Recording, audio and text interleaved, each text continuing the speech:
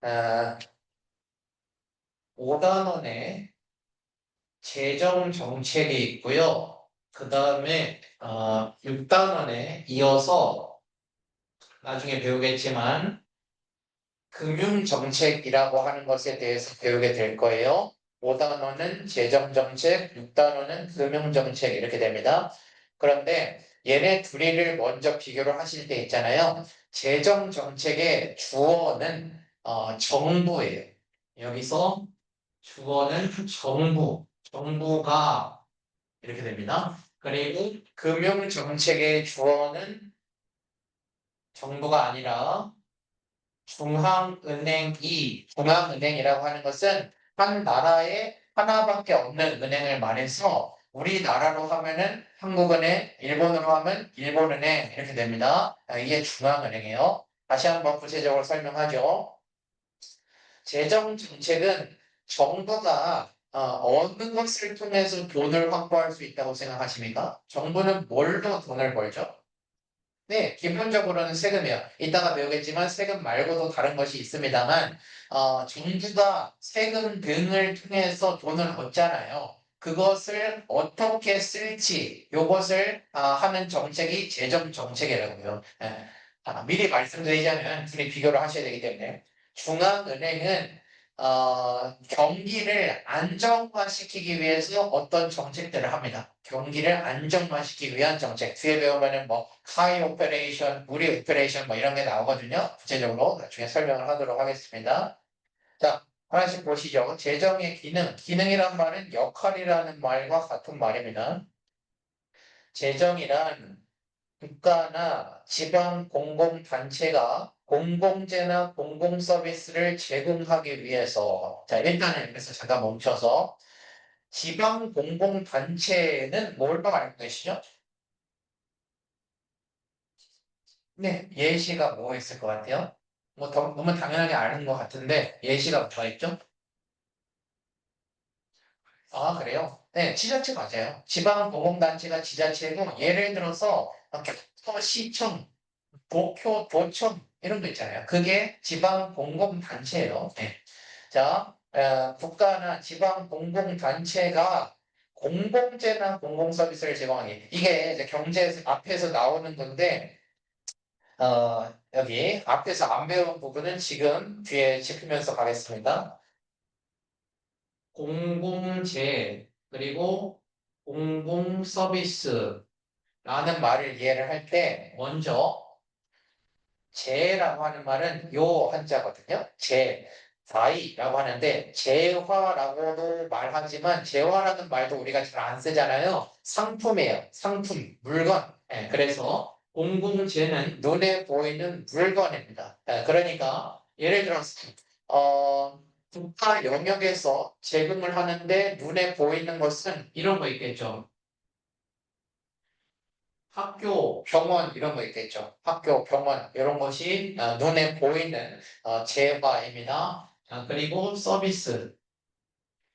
서비스는 눈에 보이지는 않는데 서비스로서 국가나 지방공공단체가 제공하는 것이다. 라고 해서 예를 들면은 이런 게 있겠죠. 국방이요, 국방. 나라 지키는 거, 국방, 소방, 경찰 이런 거 있잖아요. 그죠? 이런 게 눈에 보이지는 않지만 국가가 제공하는 서비스입니다. 그래서 우리 경제 1편에 보면은 일반 기업들도 재화랑 서비스를 제공하잖아요. 재화는 이런 거죠. 요것도 재화고요. 요 물병도 재화고요. 이 노트북도 재화잖아요. 그리고 서비스라고 하는 것은 뭐 요즘에 고등학생들이 다 하는 인강 서비스, 여행 서비스 이게 일반 기업들이 제공하는 재화와 서비스잖아요. 상품과 서비스. 그것처럼 공공 영역에서도 정부가 눈에 보이는 것, 눈에 보이지 않는 것을 제공을 한다. 이런 말이에요. 공공재, 공공서비스입니다. 그래서 정부는 아까 전에 말씀을 잘 해주셨지만 세금을 통해서 기본적으로 돈을 확보합니다. 세금을 통해서 돈을 얻고 그것을 쓰는 것을 재정이라고 합니다. 재정.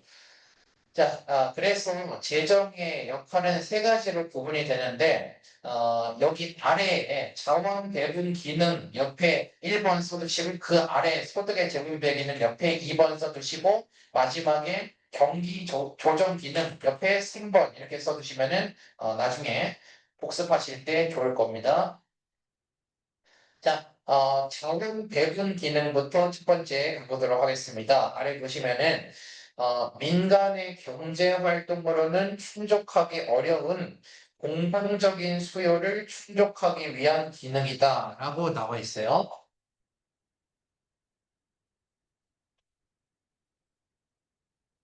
예를 들어서 이렇게 봅시다. 댐이라고 하는 것은 공동재라고 할 수 있거든요. 여러분이 알고 계시기에 댐이라고 하는 것은 뭐 때문에 만들죠? 국가가? 뭘 할 수 있을까요? 댐으로? 물? 잠깐, 먼저 말씀해 보세요. 네. 물 보관을 한다. 또 있어요. 맞아요? 또 뭐 있죠? 음. 그래. 장마라고 해서 홍수. 네, 맞아. 홍수 피해를 방지하기 위해서도 댐을 설치를 하고요. 물 보관해서 나중에 쓸 수 있게 하기 위해서도 하고요. 우리가 지리 시간에 배우게 될 텐데, 전기 생산도 됩니다. 전기 생산을 하기 위해서도 제공을 해요. 자, 제가 지금은 그런 얘기를 하려고 하는 것이 아니라, 시장이라고 하는 것을 먼저 이해를 하셔야 되거든요. 제가 오늘 특이하게도 요즘부터 시작을 하다 보니까 앞에 개념이 안 되어 있는 것들이 있잖아요. 그런 것들을 좀 설명을 하면서 천천히 진행을 할게요. 자, 시장이라고 하는 게 무슨 말이냐면은 수요자와 공급자가 있다. 이게 시장이거든요. 수요자가 공급자가 있는 것이 시장이에요. 그래서 옛날에는 재래시장, 마트 이런 것이 시장이었지만 요즘에는 뭐 온라인 마켓 이런 것들도 다 시장이라고요. 증권시장도 시장이고요. 자, 그런데 시장 메커니즘이라는 말이 있어요. 이거는 지금은 안 쓰셔도 됩니다. 어차피 지금 듣고 이해만 하시면 돼요. 앞에서 배우는 내용이니까.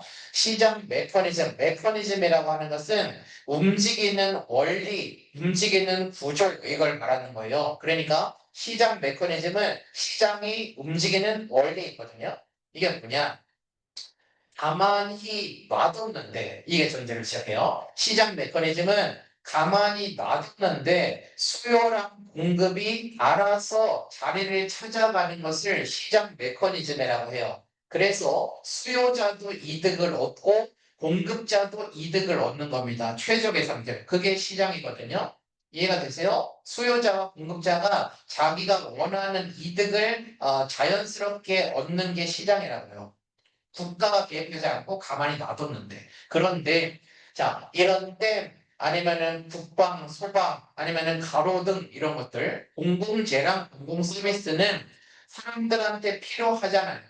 필요한데, 가만히 놔두면은 기업들이 공급을 안 하잖아요. 그죠? 가만히 놔뒀는데 기업이 공급을 안 한다? 그게 바로 시장의 실패. 시장의 실패. 앞에서 배우는 개념입니다. 그래서 시장의 실패 상황이 발생을 했을 때 정부가 개입을 해가지고 제공을 하는 거. 이게 바로 첫 번째 나와 있는 자원 배분 기능이라고 해요. 자원을 배분하는, 자원을 나눠주는 기능이다라고 하는 이야기입니다.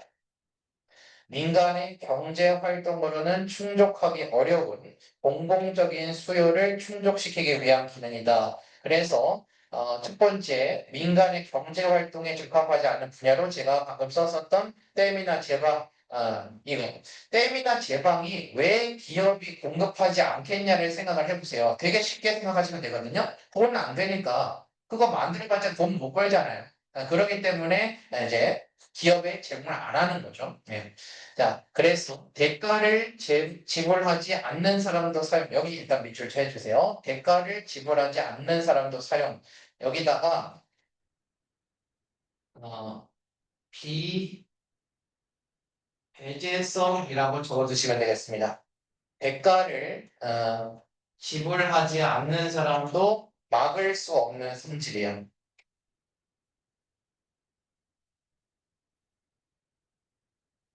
대가를 지불하지 않은 사람도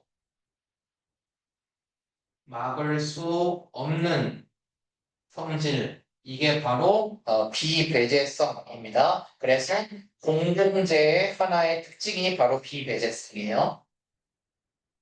뭐 아까 전에 말했었던 가로등 생각하시면 돼요. 가로등이 뭐 돈 안 냈다고 이용 못하는 거 아니잖아요. 누구나 이용을 할 수 있죠. 지나가면은 그런 걸 말합니다.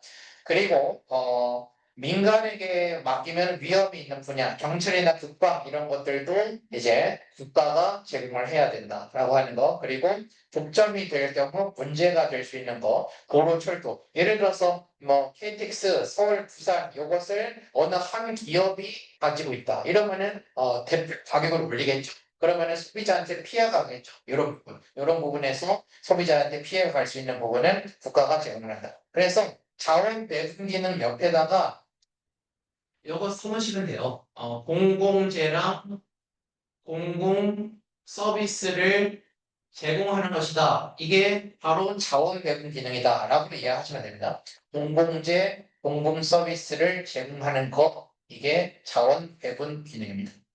자, 그 다음에 두 번째는 이해하기 쉽습니다. 소득의 재분배 기능. 소득의 재분배 기능. 국민 개인 간의 소득 격차가 너무 커지지 않도록 하는 것도 바로 재정 정책이라고 할 수 있습니다. 뭐냐면은 쉽게 말해서 이거예요. 돈이 좀 많은 사람으로부터 세금을 더 많이 걷는 거예요. 세금을 더 많이 걷어서 그 돈을 갖고 금전적으로 좀 어려운 사람들을 돕는 겁니다. 그러면은 소득의 격차가 줄어들겠죠.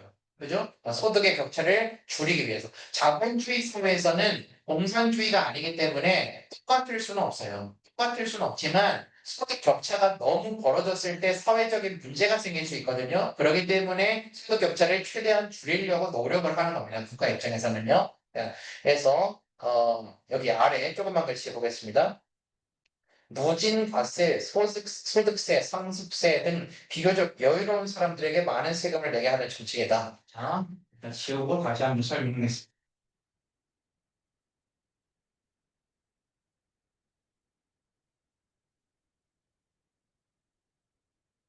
일단 누진세라고 하는 것 자체가 제가 방금 설명을 드렸지만 예를 들어서 이런 거예요. 어떤 사람이 월 소득이 100만 원이에요. 100만 원이면은 예를 들어서 이 중에서 10%, 10만 원을 세금을 낸다라고 가정을 해보자고요. 그러면은 200만 원 버는 사람도 10%를 내야 될 것 같지만, 그러니까 20만 원을 내야 될 것 같지만 누진세 구조에서는 15% 예를 들면 이렇게 된다. 그리고 뭐 500만 원 번 사람들은 30% 이렇게 낸다고. 그러니까 돈을 많이 벌수록 더 많은 비중을 세금으로 낸다라고 하는 게 누진세, 누진, 쌓이다. 쌓이면서 더 많은 사람이 내게 한다라고 하는 것이고 거기에 대표적인 예시가 소득세, 상습세 이런 거. 상습세 문제 아시죠? 돌아가신 분으로부터 받은 그런 재산에 대해서도 세금을 내거든요. 예.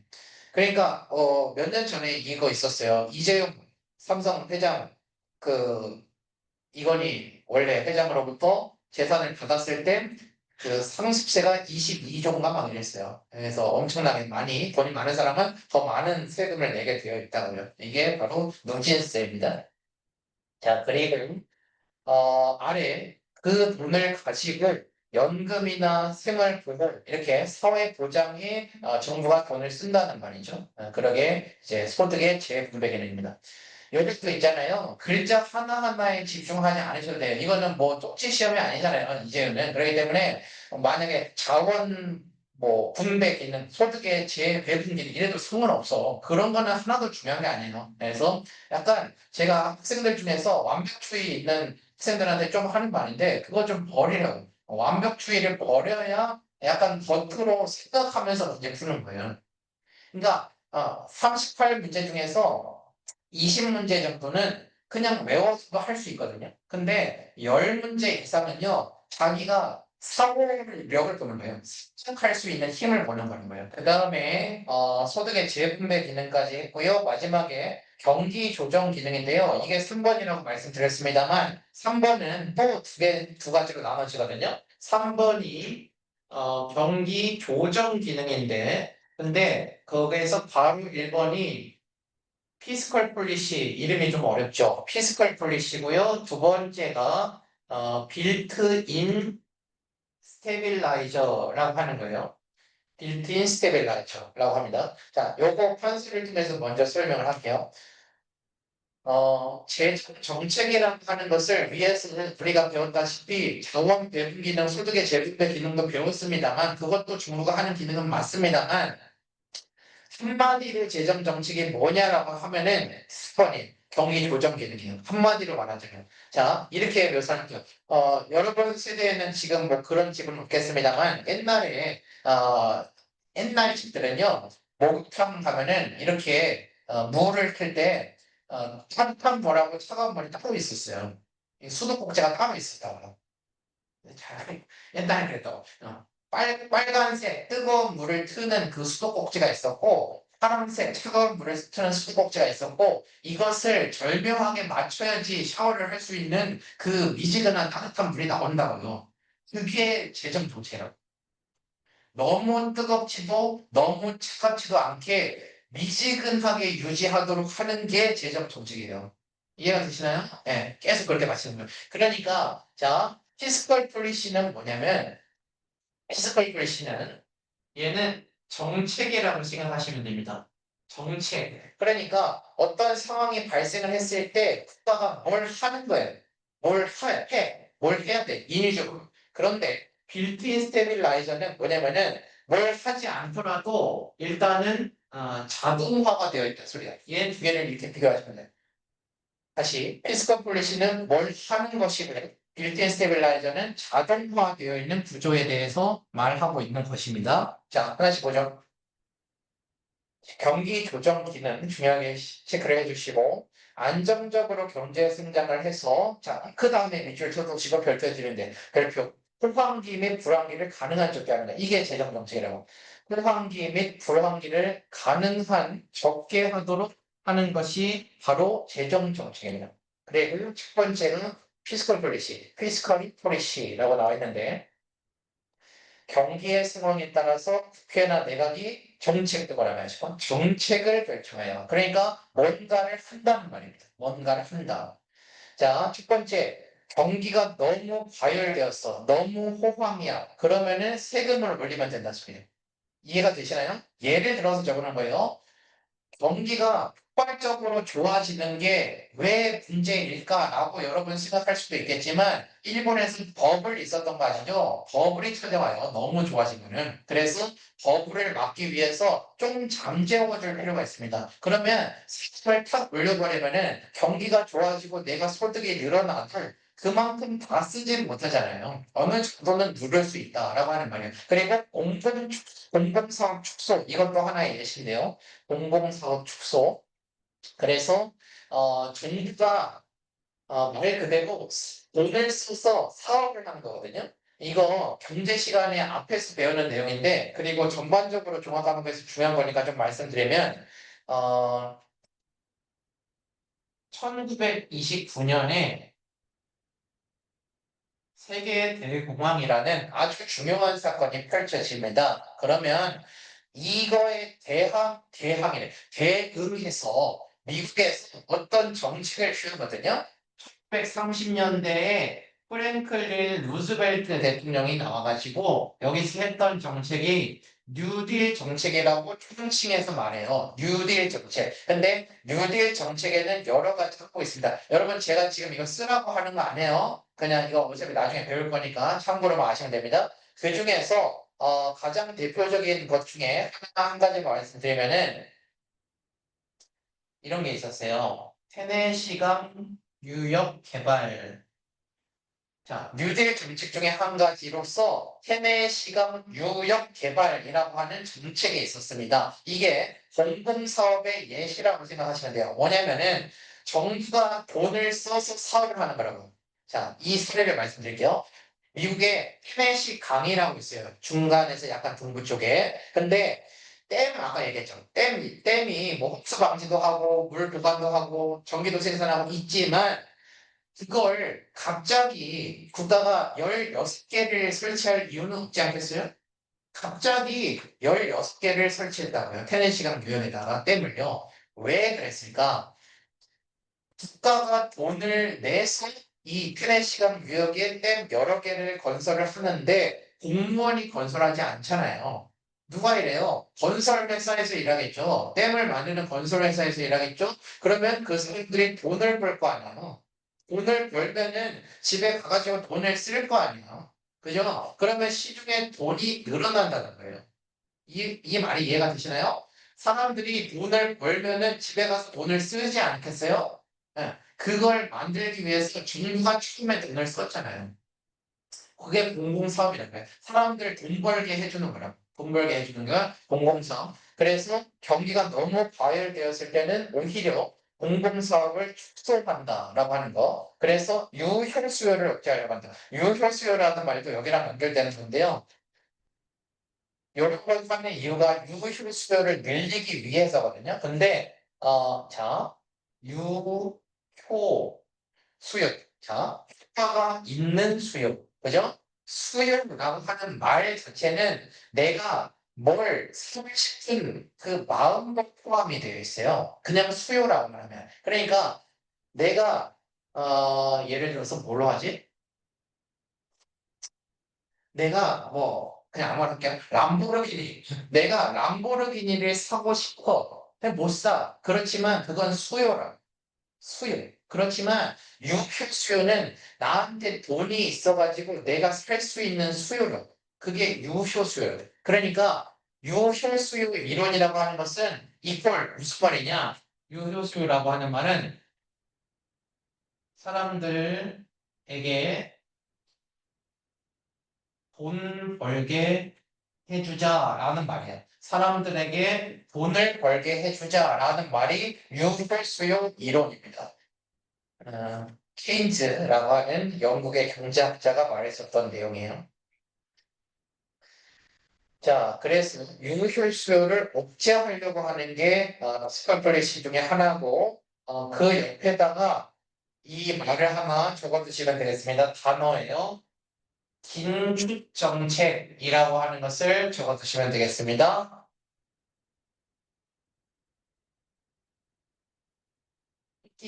시키심의 세이사카라고 해요. 시키심의 세이사카라고 하는 게 긴축 정책이니까 그것을 알아두시고 히키심의 세이사크, 긴축 정책 혹은 억제 정책 이런 식으로 얘기를 합니다.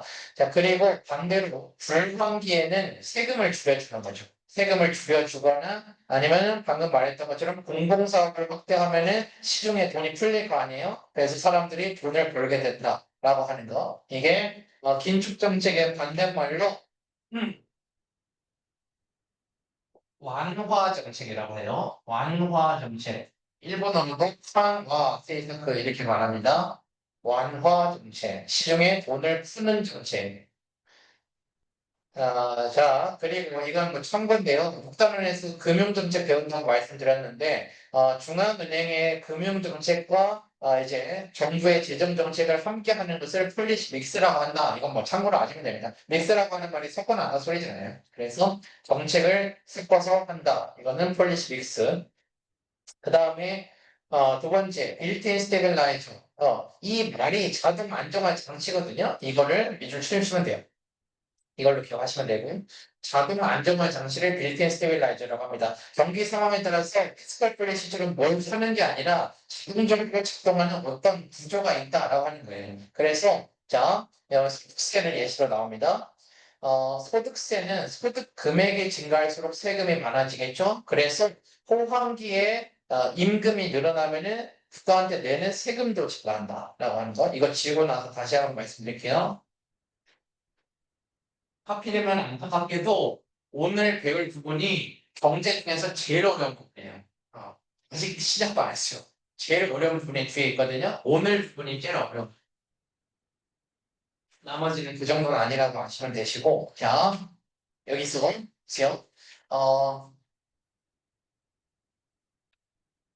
호황기, 경기가 잘 나갈 때, 그리고 불황기, 어, 뭐, 일자리, 뭐, 아직 직장을 안 다녀도 좋겠지만, 일반적으로 교재는 이렇게 써 있단 말이에요. 홍황기에는 임금이 늘어나고 불황기에는 임금이 줄어든다라고 일반적인 교재에 써 있을 거예요. 완전히 틀린 말은 아니지만 좀 오해할 수가 있는데 호황기 때 뭐 기본급이 늘어나는 게 아니에요. 그리고 불황기라고 하더라도 기본급여가 줄어드는 게 아니에요. 그런데 호황기 때는 경기가 잘 나가서 기업이 잘 되기 때문에 예를 들어서 야근이 많아지죠. 야근이 많아지고 회사에 성과가 나오면은 인센티브를 받겠죠. 이런 것 때문에 임금이 늘어나는 거고 불황기라고 해서 우리나라 어떤 기업이 막 임금 깎아 이런 거 못해요. 임금 못 깎고요. 근데 그런 것들이 없어지는 거랍니다. 부수적인 부분이. 그래서 임금이 줄어드는 것처럼 되는 겁니다. 그래서 다시 호황기 때는 어떤 이유로든 임금이 상승을 해요. 임금이 상승하면은 아까 말했던 것처럼 이렇게 구간이 있단 말이에요. 이렇게 뭐 예를 들어서 이런 식으로 돼 있어요. 구간이 있어요. 그러니까 뭐 이렇게 갑시다. 원래 뭐 195만 원을 받던 사람이 좀 더 많이 받아가지고 여기 200만 원대로 넘어갈 수 있잖아요. 그러면 아까 뭐라 했어? 이렇게 된다고요. 15%더 많이 세금을 냈잖아. 그러니까 이제 세금을 내는 게 더 많아지면서 그래서 가처분 소득이 들어옵니다. 가처분 소득 밑줄 쳐두시고 이거는 아셔야 되는 단어입니다. 가처분 소득. 가처분 소득은 가처분한 소득이라는 말인데 예를 들어서 급여에서 세금도 내고 보험료도 내고 남은 돈 있잖아요. 그러니까 내가 쓸 수 있는 돈이에요. 내가 실제로 쓸 수 있는 돈이 가처분 소득이에요. 예. 그래서 가처분 소득이 줄어들어서 정부가 뭘 하지 않더라도 너무 심한 그런 경기 과열은 좀 줄일 수 있다라고 하는 말이고 반대로 불황기 때는 경기가 너무 안 좋아졌지만 그만큼 세금을 적게 내기 때문에 너무 심각해지는 것을 다소 막을 수 있다라고 하는 자동화 구조가 있단 말입니다. 첫 번째 페이지부터 좀 어려웠는데 다시 한번 정리해보죠. 첫 번째는 자원 배분 기능이 있고요. 재정 정책의 첫 번째. 두 번째는 소득의 재분배 기능이 있고 세 번째는 경기 조정 기능인데 또 나눠져서 피스컬 볼리시랑 빌트인 스테빌라이저가 있다 이거고요. 이건 되게 오해를 하는 분들이 많은데요. 그 복지국가라고 하는 것이 있잖아요. 복지국가. 국가가 돈을 많이 써가지고 사람들을 도와주고 이렇게 하는 거 있잖아요. 방금이랑 똑같은 얘기인데 그 전제는 세금을 많이 걷는다예요. 국가가 어디 돈이 있어요? 국가가 세금을 걷지 않고 사회보장비를 늘린다는 말은 없어요. 그건 말이 안 되는 거예요. 자, 우리가 앞에서 배우는 주요 시기 흐름 중에서 이런 걸 배우거든요.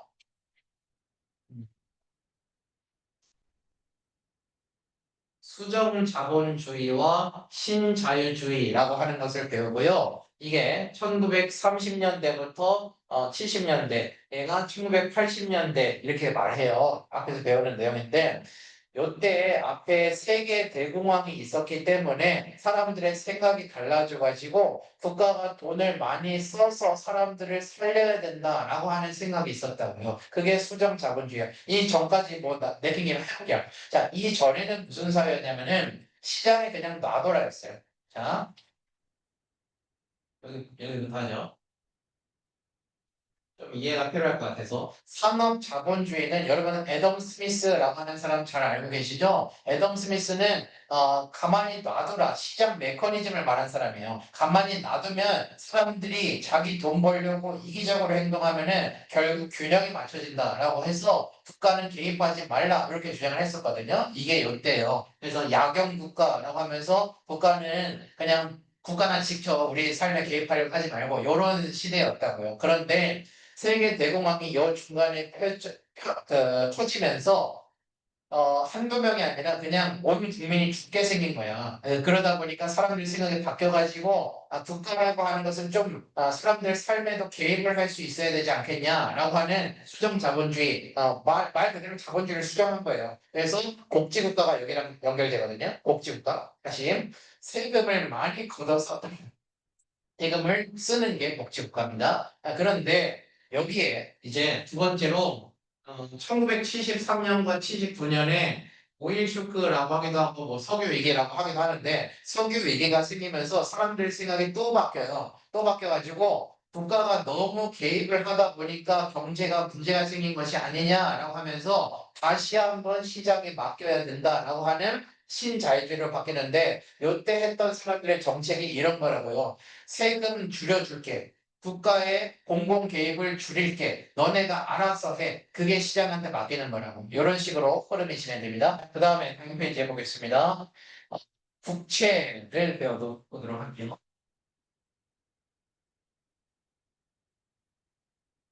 자, 요 국채 페이지까지는 뭐 괜찮은 거고 그 다음 페이지가 진짜 어려운 페이지라서 그 다음 페이지까지 나갈 것 같은데 일단은 국채 보겠습니다. 여기 국가라고 하는 한자가 써 있고 그리고 앞으로 이 한자를 보시면은 이게 채거든요. 채, 요게 빚이에요. 빚. 자, 국채라고 하면은 국가가 진 빚, 알겠어요? 빚졌다라고 하는 말입니다. 자, 자, 보세요. 국가에서 세입의 부족을 채우기 위해서, 자, 세금을 통해서 걷었는데 쓸 돈이 있는데 부족할 수가 있잖아요. 그때 국채를 발행을 해가지고 돈을 확보하는 거예요. 자, 자금 조달 목적으로, 조달이라고 하는 것은 얻는다라는 말입니다. 자금, 돈을 얻기 위한 목적으로 발행하는 증서를 바로 국채라고 합니다. 그래서 지방 공공단체가 그 지방채를 발행할 수 있는데 국채랑 지방채를 합쳐서 공채라고 하기도 한다 이렇게 써 있는 거예요. 공채라고 하기도 한다. 그리고 제가 문제풀이 하면서 하겠지만 예를 들어서 어,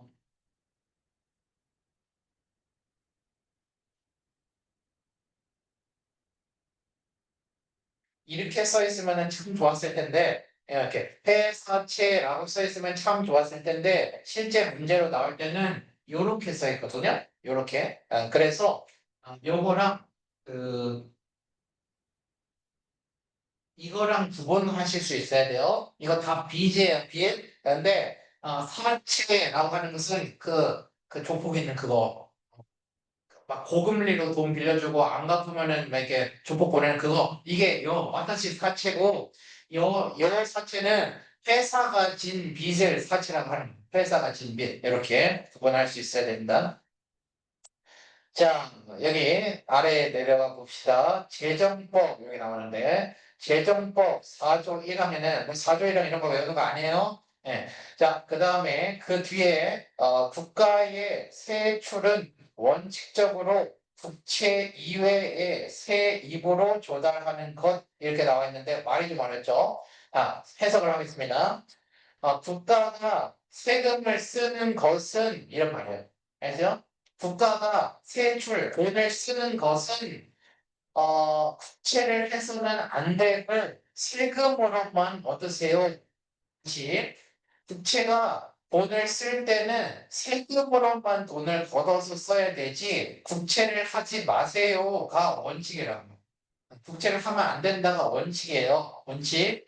그런데 안서 조항에 공공사업도 몰아주시고 공공사업에 대해서는 예외적으로 국채 발행을 인정한다. 아,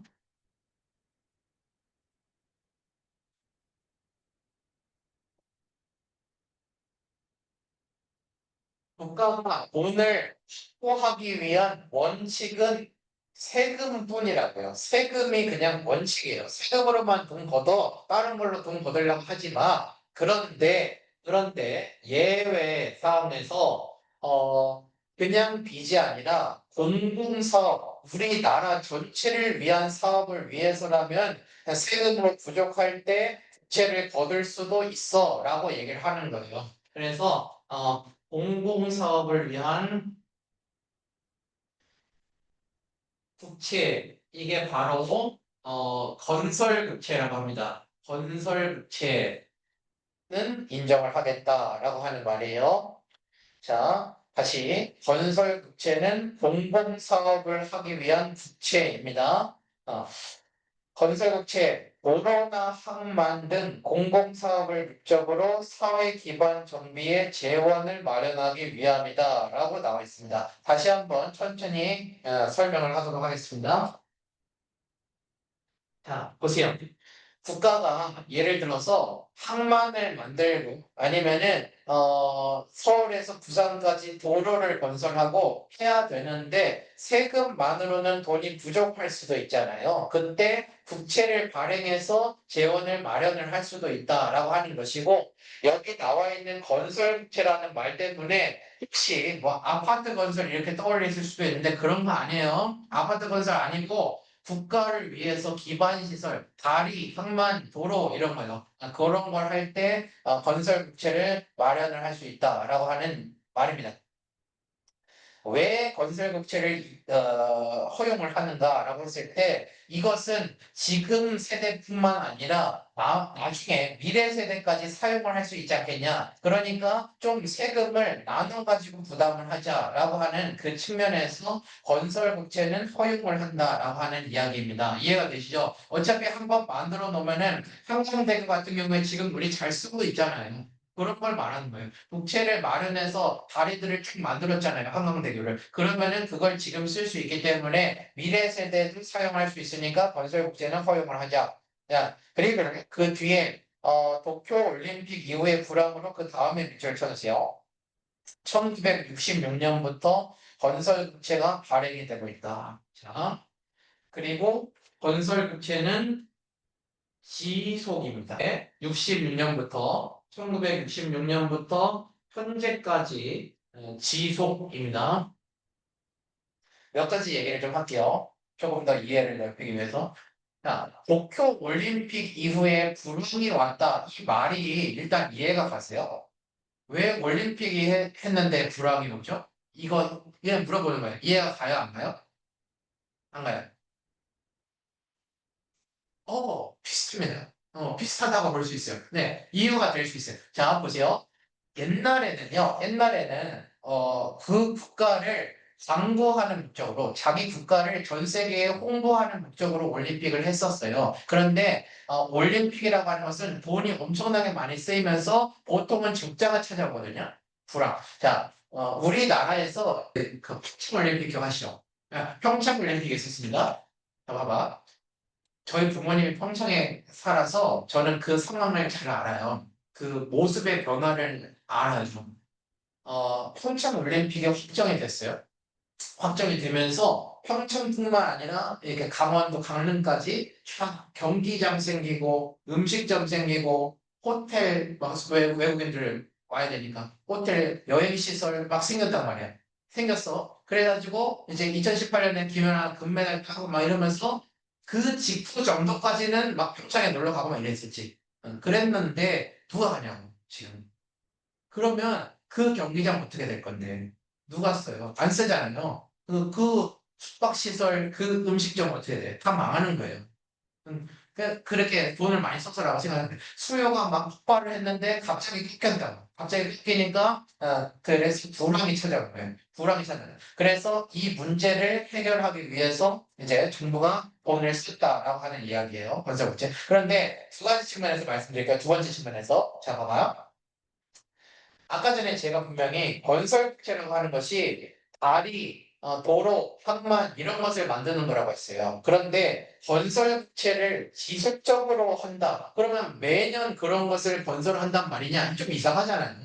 그래서 그게 아니라 그런 돈도 사용을 하지만 이게 시간이 지나면은 막 부식이 될 거 아니에요. 보수 작업하는데도 다 건설국채 돈으로 들어가는 거예요. 그래가지고 돈을 확보해서 보수 작업하고 아니면은 조금 더 뭐 도로 연장하고 이런 거 있잖아요. 이런 데 사용을 하는 게 건설 부채다. 참고로 알아두시면 됩니다. 그런데 자, 그 다음에 보세요. 세금도 했어. 근데 건설 부채도 했어. 그런데도 돈이 부족하면 이런 말이에요. 그런데도 돈이 부족하면은 특례부채 외쳐주시고요. 특례부채.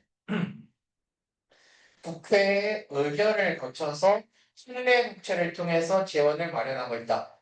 의결이라는 말은 앞으로 자주 배우실 텐데 의논하고 결정한다는 말이라서 그냥 결정이라고 하시면 돼요. 결정.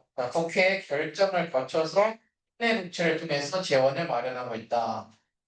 그래서 돈이 부족해서 마련을 하는 것이기 때문에 특례국채는 다른 이름으로 적자국채라는 별명이 있기도 하다 이 소리예요. 너 돈 없어서 지금 부채 마련하는 거잖아. 이런 별명이라고요. 그래서 특례 국채랑 적자 국채랑 같은 말입니다. 자, 제가 이 부분이 여러분이 이해하기도 그렇고 수업하기도 그렇고 좀 어려운 이유가 뭐냐면은 방금 같은 맥락인데요. 원래 뭐야? 안 된대. 안 돼. 근데 원칙은 안 돼. 근데 하고 있잖아. 이상한 거예요. 원칙은 안 돼. 근데 어떤 경우 때문에 하고 있어. 이 말을 하고 있고 그 다음 페이지도 그러고 있어요. 그래서 여기 부분이 이해하기가 어려운 거예요. 자, 다시 한번 정리하겠습니다. 원칙으로는 세금으로만 돈을 거둘 수 있어. 그런데 공공 사업을 위해서는 건설 부채는 허용을 해줄게. 그러니까 건설 부채는 법으로 허용이 돼 있어요. 법으로. 네, 그런데 건설 부채까지 했는데도 불구하고 국가에 돈이 부족해? 그러면은 특례 국채를 마련합시다. 그러니까 돈이 없으면 그냥 하겠다는 말이야. 그래서 지금 일본은 다음 페이지에서 배우겠지만 빚이 어마어마하게 많습니다. GDP라고 아세요? GDP. 4년에서 배우게 되는데 GDP는 국내 총생산이라고 해서 1년 동안 이 온 나라의 그 사람들이 생산한 합계를 GDP라고 하거든요. 그런데 GDP의 250%가 넘어가요.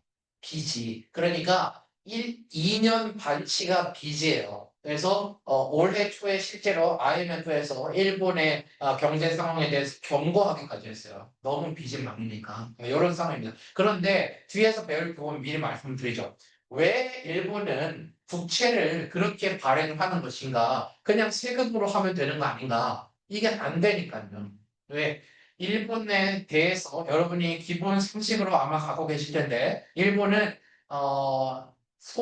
소자보령화라고 하죠. 보령화가 세계에서 가장 빠르게 진행되는 나라고 우리나라만큼은 아니지만 아기를 적게 낳죠. 그러니까 고령층의 비율이 매우 높아요. 그 말은 일하고 있는 사람이 적어요.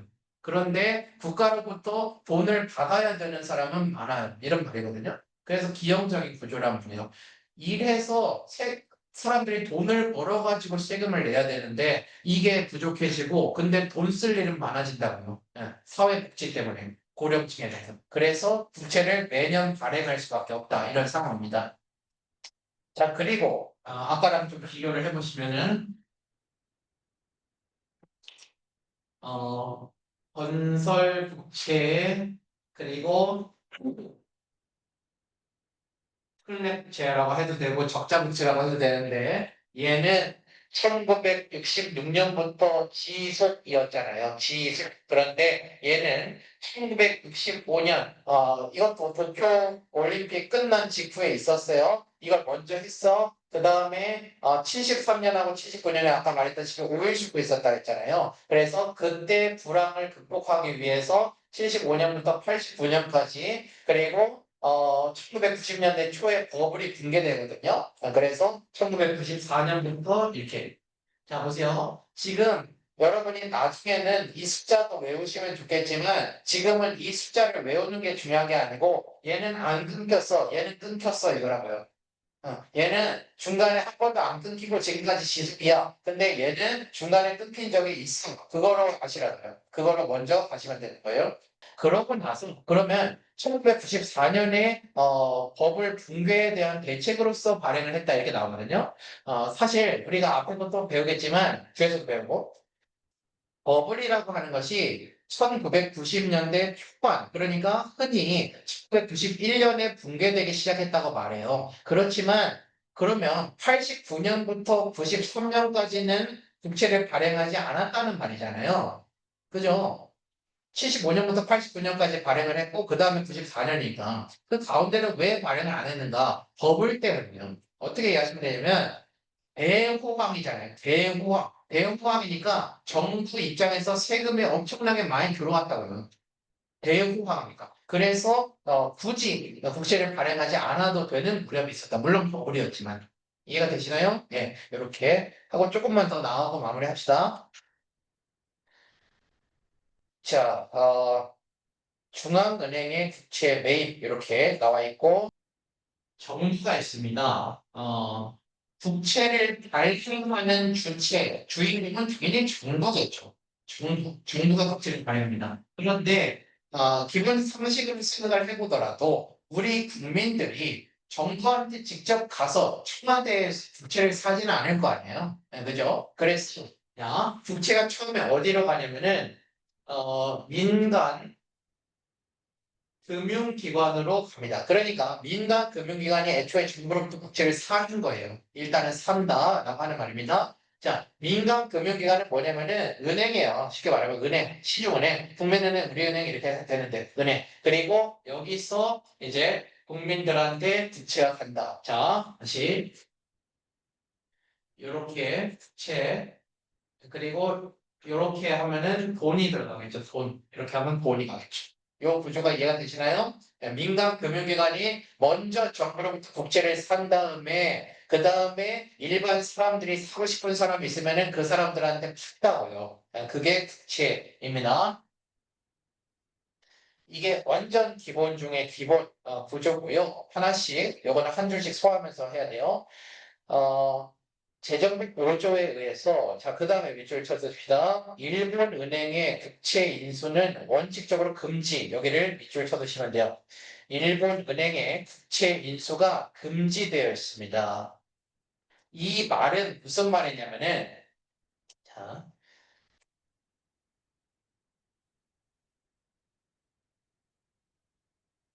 일본은행, 중앙은행이 여기에 위치하고 있다고 봐요. 여기에 위치하고 있어서 정부로부터 직접 국채를 인수하는 상황을 가정을 하는 거예요. 자, 여기서 정부한테서 국채를 받고 이렇게 돈을 주고 이렇게 하는 거 해서는 안 돼라고 말하고 있는 거예요. 정부로부터 중앙은행은 직접 인수하면 안 돼. 왜 그런지 설명을 하겠습니다. 자, 중앙은행은 국가의 대표적인 은행이기 때문에 정부의 계좌가 중앙은행한테 있거든요. 그러니까 중앙은행에 정부의 계좌가 있잖아요. 그러면 중앙은행이 정부로부터 국채를 산단 말은 중앙은행에 있는 정부의 계좌에 돈을 넣어주는 거잖아요. 그냥 돈을 일반적으로 넣어주는 거잖아요. 찍어주는 거라고요. 그러니까 이 시 중에 이 세 개에 돈이 일반적으로 늘어나요. 자, 어,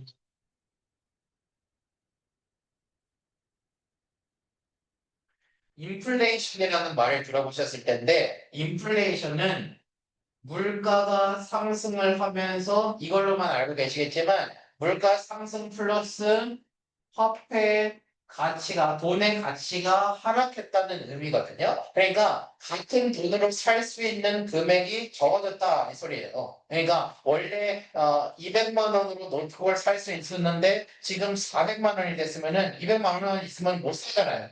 그게 인플레이션이라고요. 그런데 이렇게 생각하시면 돼요. 시중에 화폐가 일방적으로 많아지면은 돈의 가치가 떨어질 거 아니에요. 예를 들어서 지금은 많은 사람들이 직장인 다니면은 한 300만 원 정도 벌어요. 일반적으로 200만 원, 300만 원 이렇게 번다고요. 많은 사람들이. 대부분의 사람들이. 그런데 대부분의 사람들이 막 1000만 원씩 번다고 해봐요. 그러면 물가가 지금 상태일까요? 당연히 오르겠죠. 무슨 말인지 알겠어요? 당연히 화폐가 하나의 가치가 떨어지면은 물가가 오른다고. 쉽게 말할게요. 어, 200만 원 벌었을 때, 대부분의 사람들이 200만 원 벌었을 때, 한 끼 식사가 15,000원이라면, 한 사람의 1000만 원씩 기본적으로 번다면 식비가 15,000원이겠냐고. 당연히 더 오르죠. 네, 그 말이에요. 인플레이션이든. 그래서, 자, 일본 은행의 주체 인수는 원칙적으로는 금지되어 있다. 기출에서는 일단 이 부분이 제일 중요한 부분입니다. 기출에서는요. 그리고 정부가 민간 금융기관한테 팔고 일반 국민들은 금융기관을 통해서 구매할 수 있다. 그 아래에 설명을 할게요. 이거는 비교하시는 거예요. 이거랑 이렇게 하면은 이 세상에 돈이 일방적으로 늘어나는데 자 이렇게 해봅시다. 이렇게 하면은 국민한테 있던 돈들이 정부한테 가는 거잖아요. 다 팔리면은 부채를 팔아서 돈은 정부가 갖고 있을 거 아니에요? 그런데 정부는 그 돈을 자기가 불리려고 갖는 게 아니라 국민들한테 쓰려고 갖고 있는 거잖아요. 사실 부채를 확보하는 이유가 정부가 써야 되는 일이 있는데 돈이 없어서 발행을 하는 거라고요. 그러면은 부채를 사람들한테 팔면은 그 돈을 다시 국민들한테 쓸 거 아니야. 그죠? 그러니까 여기서 이렇게 간 돈이 플러스 1,000이라면은 여기서 다시 국민들한테 1,000을 쓸 거 아니야. 그러니까 시중에 돈의 양은 크게 변하지 않는다고요. 이해가 되세요? 그래서 인플레이션이 발생하지 않는다. 그러니까 요렇게 하면은 괜찮은데 요렇게 하면은 안 돼요 라고 하는 말을 하고 있는 거예요. 민간 투자자는 개인이라고 생각하시면 됩니다. 일반 국민들이 민간 금융기관을 통해서 국채를 사게 되면은 정부는 그 돈을 다시 민간 영역에 사회복지 등으로 지출하기 때문에 시중에 필화가 돈이에요. 돈의 양은 크게 변하지 않는다. 그러니까 본래는 이렇게 사용을 해야 돼요 라고 하는 말이에요. 시중 소화의 원칙을 밑줄 쳐주세요. 복채의 시중 소화의 원칙.